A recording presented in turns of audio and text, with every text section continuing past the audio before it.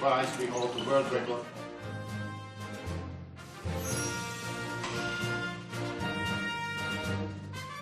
북한의 평화를 지켜주는 것도 핵무기가 아닌 대화입니다. 북한은 완전한 핵폐기와 평화체제 구축 의지를 국제사회에 실질적으로 보여줘야 합니다. 이번에 특별히 북유럽 3국을 순방지로 택한 것은 그들의 혁신 성장의 노하우에 대해서 좀 벤치마킹 하겠다라고 하는 의도가 분명하게 있었습니다. 그래서 대거 스타트업 기업들이 대거 포함된 경제사절단도 편성해서 갔는데, 그런데 또 마침 그 벤처 기업들, 스타트업 기업들을 지원하는 장관, 중소벤처기업부 장관이 또 박영선 의원으로 또 여성이에요. 거기에 이제 진선미 장관은 여성가족부 장관이 대통령의 국빈 방문에 수행한 예는 전례가 없었다고 합니다. 네. 그런데 특별히 진선미 장관을 수행하도록 이렇게 한 거에는 그 북유럽 3국의 양성평등 국가로서의 선도적인 위치 이런 것들을 고려했던 것도 작동했을 거라고 생각합니다. 핀란드의 경우는 여성 강요가 6명이어가지고 전체 강요의 35%를 차지하고 있다고 하고요. 여성 의원 비율은 그보다 더 높아서 47%에 이른다고 합니다. 완전 평등이네요, 사실상. 그렇죠. 대통령 네 분을 만나셨는데 어떤 경로로 초청을 받으시게 됐어요? 혹시 한국 정부가 초청을 한 건가요? 사실 이번 봄에 핀란드 대통령실에서 그냥 뭐 한국에서 뭐 인사가 오신다고 그래서 통역해달라고 연락이 왔는데, 근데 저는 그 갓난 아이 때문에 거절할 수밖에 없었거든요. 그렇게 있다가 어느 날 대학교 우체통에 대통령실에서 온 그냥 우편물이 있는 거예요. 그래서 이거 이게 뭐지? 엄청 놀랐는데 보니까 이 국빈 만찬 초청장인 거예요. 초청장을 우편으로 보냈다고요? 네네네, 우편으로 보냈습니다. 네. 그런가요? 전화 연락도 없이. 예. 직접 전화하거나 뭐 그렇지 않나 봐요. 그 한국에 계실 때 혹시 문재인 대통령을 직접 만나보신 적이 있었습니까?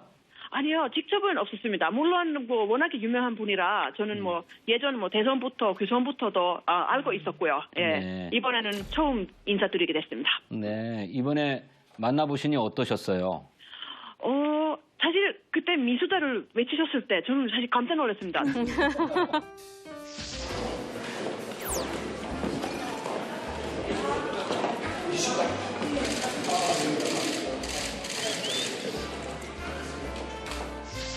그렇게 바쁘신 분인데 어떻게 저 같은 그냥 일반인을 아시겠습니까? 그러니까 깜짝 놀랐고요. 그런데 눈빛이 너무너무 친절하신 거예요. 김선주 여사님도 너무 친절하게 생겼고요. 너무 인상이 되게 착하시더라고요, 두 분 다. 그래서 잠깐이었지만 아주 좋은 인상을 받았습니다.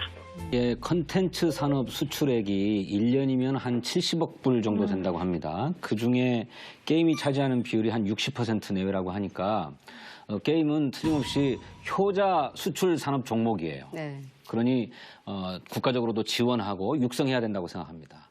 이번에 북유럽 순방하시면서 대통령께서 이런 게임 업체 대표들도 대거 함께 가도록 한 거는 그런 점들을 인정하고 국가적으로 지원하고 육성하겠다고 한 보고 거죠. 와서 좀 이제 과감한 규제 개혁을 했으면 좋겠다. 이 대통령이 그런 의지를 보이고 있는 아니, 거죠. 의지는 보이셨는데 아니, 그래, 저게 안 되니까. 제가 답답한 자료를 거죠. 그래서 좀 찾아봤어요. 네. 좀 찾아봤더니 이른바 규제 샌드박스 5법이 올 초에 통과가 됐습니다. 오랫동안 국회에 묶여 있다가 규제 샌드박스 5법이 통과가 되니까 한 4개월 만에 57건의 혁신 스타트업들이 새롭게 승인받을 수 있었다는 겁니다.